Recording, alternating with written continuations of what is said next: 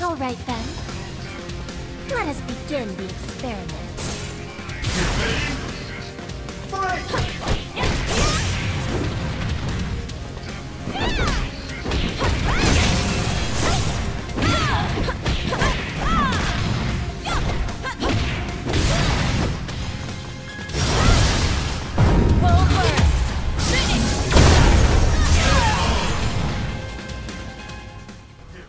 Hello everybody, and welcome to yet another video on Dead or Alive 6, a game that I've been very much excited for, as I'm sure you're all aware based on how many videos I've done on the game.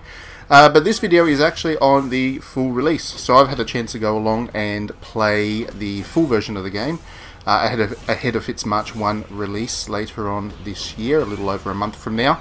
And this version had everything. It had the story mode, it had the all the characters unlocked, it had all the features in the game, it had everything. So I've been able to get a really good chunk of time with what is the final version of the game, and I was able to do a video. So for this video, I haven't put any of the story mode stuff in there. I want people to be able to experience that for themselves. I've had a chance to have a look at the first couple of chapters of it, and let's just say it's very Dead or Alive in its sense of humour and its design. So if you're a fan of previous Dead or Alive fighting games and their story modes, you'll look forward to that. Most of the time I spent playing it was actually playing the arcade mode with the new character, NiCO. NiCO is this character that you're seeing here on the screen in front of you, and I absolutely love her. I was very much interested in testing her out because she is the new girl on the block. She's the only original female character, the only new original female character for the series so far with Dead or Alive 6, and a bit like when Marie Rose was added to Dead or Alive 5, I was very keen in testing her out and seeing what she was like and whether I liked her, especially since I quite like her design. She's another one, or she's the second really, after Marie Rose herself, who is not overly loaded in the chest department, let's put it that way. She's kind of one of those acute, light fighters, which is generally how I like to do my fighting games as well.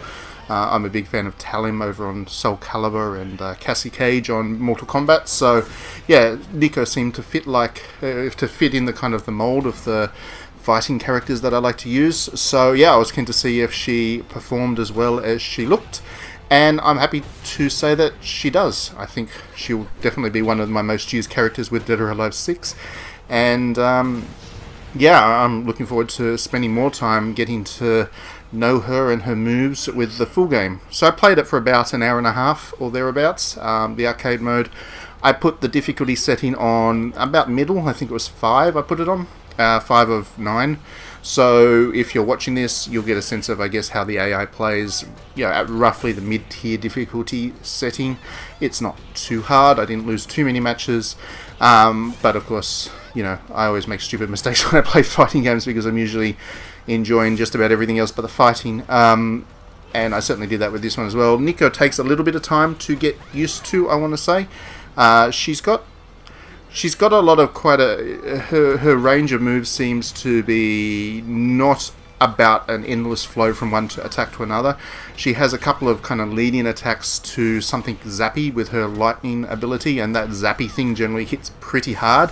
So, you know, for me, what seemed to be the technique that worked with her at the moment is that, you know, you bide your time, you wait for the right opportunity, and then you get a couple of short hits in with a big hit, then back off and let the opponent recover and start again. So it's a little bit more stop-start than I generally find when I use Marie Rose, for example. With Marie Rose, it's very much about a kind of an ongoing flow of attacks. I feel like NiCO feels a little bit like Kokoro for people who have been fans of Dead or Alive. Kokoro has a similar kind of feel, although NiCO's a little bit faster perhaps, and a little bit less hard hitting. What you're seeing on the screen in front of you is the other thing I really wanted to talk about in the video today, and that is the screenshot mode. I was really keen to see if there was going to be a screenshot mode in Dead or Alive 6, because nothing was really said about it, or has been said about it so far. And screenshot modes are kind of all the big deal with games these days. You know, you look at any Sony release, it has this amazing photography mode that lets you take near professional quality snaps of the world. Dead or Alive 5 had a camera mode, but it wasn't really much. It was more just the ability to pause a replay and then move the camera around and then play with the depth of field just a little bit, so you could create something that looked kind of nice.